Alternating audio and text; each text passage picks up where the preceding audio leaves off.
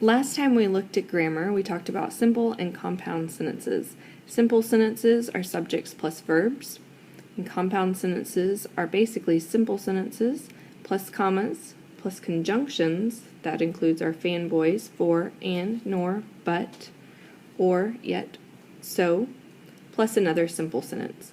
If you need to review those or did not do well on your quiz, please come and see me in tutorial this week because we will be building on these concepts going forward in our grammar lessons. So today we're going to talk about complex sentences. In order to understand complex sentences, you have to understand two different types of clauses. So, what is a clause? A clause always has a subject and a verb in it, so it seems like it would be a simple sentence, right? Not necessarily. Sometimes you have dependent clauses, and just as the name suggests, they're dependent. They cannot stand alone, so they are not complete sentences. Dependent clauses are usually started with what's called a subordinating conjunction. If you'll look up, you can find a list of these on Google, probably 35 different subordinating conjunctions. Some of the words that it includes are when, since, because,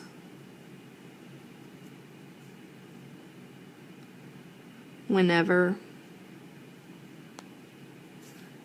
And like I said, I would go online, look up subordinating conjunctions, and you can find a huge list to give you ideas for writing sentences. So, there are dependent, and then there are also independent clauses. Now, an independent clause is basically like a simple sentence. It's a clause, meaning it has a subject plus a verb, and it can stand completely on its own. Now, complex sentences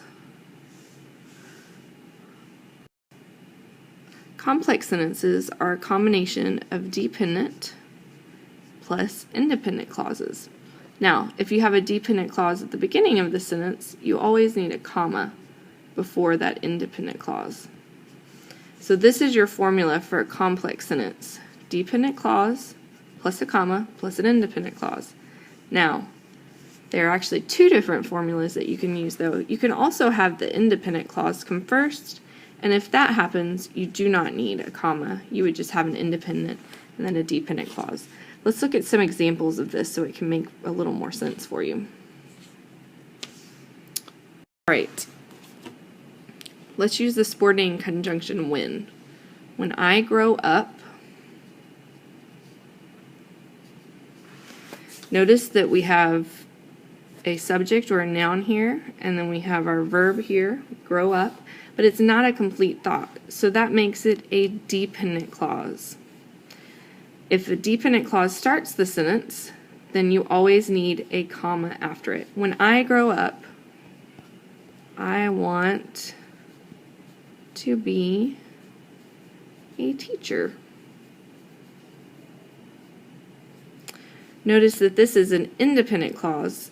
We have our subject and we have our verb, and it is a complete thought. It could stand completely on its own. I want to be a teacher. So if we combine these two, the dependent clause, when I grow up, and the independent clause, I want to be a teacher, we have a complex sentence. Notice too, you could flip-flop this sentence around and start with the independent clause. I want to be a teacher when I grow up. And please remember what I said, that if you have your dependent clause at the end of a sentence and your independent clause at the beginning of a sentence, you do not need a comma. However, if you decide to flip-flop this, you will have to add a comma after the dependent clause. Please come and see me in tutorial if you have any questions. Thanks so much.